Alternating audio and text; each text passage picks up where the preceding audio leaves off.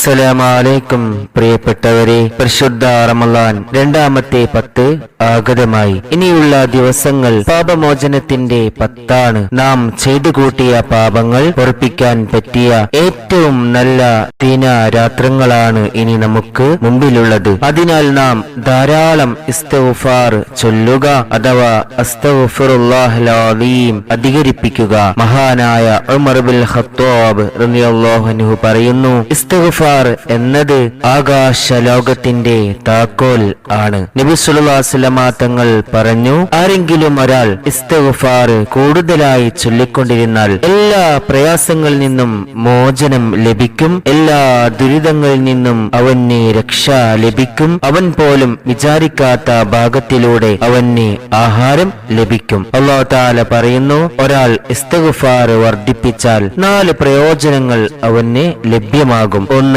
മഴ വർഷിക്കും, സമ്പത്ത് വർദ്ധിക്കും, സന്താനങ്ങൾ ഉണ്ടാകും. 4. കൃഷിയിൽ സമൃദ്ധി ഉണ്ടാകും. അതുപോലെ ഇസ്തിഗ്ഫാറിന്റെ മറ്റു പ്രയോജനങ്ങൾ: പാപങ്ങൾ പൊറുക്കും, വിഷമങ്ങൾ തീരും, ആവശ്യം നിറവേറും, ആത്മശുദ്ധി കൈവരും, സ്വഭാവം നന്നാവും, അല്ലാഹുവിന്റെ സാമീപ്യം കരസ്ഥമാകും, സമ്പത്തിൽ സന്താനത്തിൽ ഐശ്വര്യം ഉണ്ടാകും. പ്രിയപ്പെട്ടവരെ, ഇന്ന് പറയാൻ പോകുന്ന ഇസ്തിഗ്ഫാർ എല്ലാവരും പഠിച്ചു വെക്കുക, പതിവാക്കുകയും ചെയ്യുക. അത്രയ്ക്കും ഫലമുള്ള ഇസ്തിഗ്ഫാറാണ് പറയുന്നത്. അസ്തഗ്ഫിറുല്ലാഹൽ അലീം അല്ലദീ ലാ ഇലാഹ ഇല്ലാ ഹുവൽ ഹയ്യുൽ ഖയ്യൂം വഅതൂബു ഇലൈഹി. അസ്തഗ്ഫിറുല്ലാഹൽ അലീം അല്ലദീ ലാ ഇലാഹ ഇല്ലാ ഹുവൽ ഹയ്യുൽ ഖയ്യൂം വഅതൂബു ഇലൈഹി. നബി സല്ലല്ലാഹു അലൈഹി വസല്ലം തങ്ങൾ പറഞ്ഞു, ഒരാൾ തന്റെ വിരിപ്പിലേക്ക് അണയുമ്പോൾ 3 തവണ അസ്തഗ്ഫിറുല്ലാഹൽ അലീം അല്ലദീ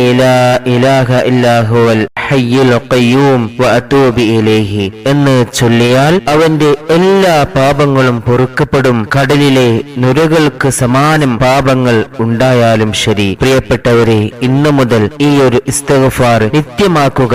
ഉറങ്ങാൻ പോകും മുമ്പ് 3 തവണ ചൊല്ലി ഉറങ്ങുക. ഇനിയുള്ള പാപമോചനത്തിലെ ദിനരാത്രങ്ങളിൽ ഈ ഒരു ഇസ്തിഗ്ഫാർ 70 തവണയെങ്കിലും ദിവസേന പതിവാക്കുക. പാപങ്ങൾ പൊറുപ്പിക്കുക.